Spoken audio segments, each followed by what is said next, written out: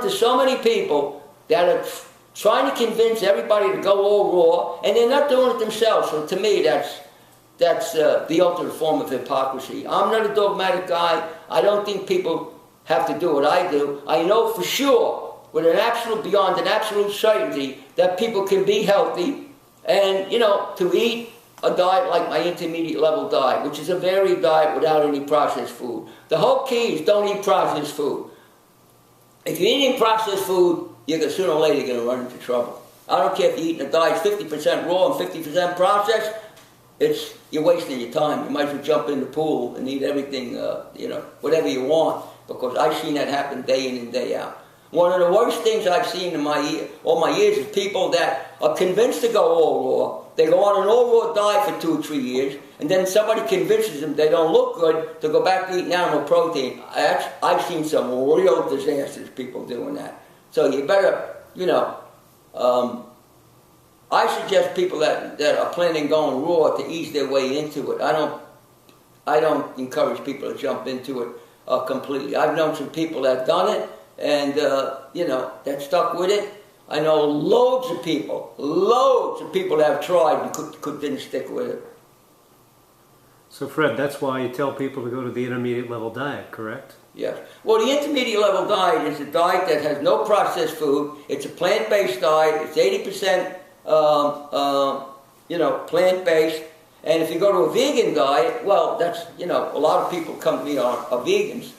But I don't tell people what to do. I tell them, you know, what do you want to do? What kind of a problem do you want to overcome? What are you willing to give up? If they're not willing to give up enough to get better, then I tell them, listen, that's not good enough, you know? Just because you're willing to stop smoking crack, it's not going to make you a healthy person if you're doing something else. So the key is you got to get into a clean diet. A clean diet means the main reason we're sick today is because of gluttony and the chemicals that are in our food, that are in our environment constantly. Remember, we're eating foods that are loaded. There's over 70,000 chemicals in our food, over 100,000 in our environment. When you're taking a deep breath someplace, in some of these places, you're breathing in a lot of different chemicals. If you go out in the morning and look at your car, you know, you see a layer of dust on your car, and even in good weather, a lot of that is just, you know, it's like acid rain almost.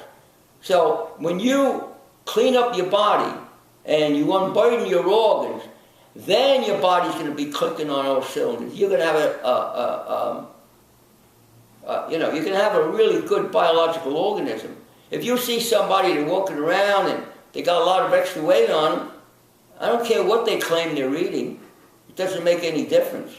You're not supposed to be that way, and you won't be that way if you're eating a reasonably good diet. The key is to eat, to connect all the dots, in my opinion, to connect all the dots, get all the nutrients that you need, and you know, get an adequate amount of rest, drink clean water. It's all very, very, very basic. But what happens, a lot of people are eating, you know, they're eating a good diet, but they're eating like 5 people. So it's, you know, they're overburdening their system.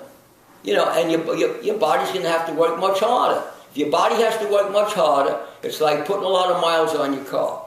If you take good care of your car, and a car that's got 100,000 miles on it is not going to be in the same kind of condition if both cars are well taken care of if the car has 25,000 miles on it. If I was going to buy a car, I would not go out and buy a car that had 100,000 miles on it, even if it was well taken care of, or I could buy a car that had 25,000 miles that was well taken care of, because that means it's got another 75,000 at least on it. The same thing with your body.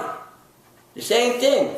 If you've been abusing your body, and your body is, it's tremendous. It's not like a mechanical machine. Your body can repair itself and bounce back.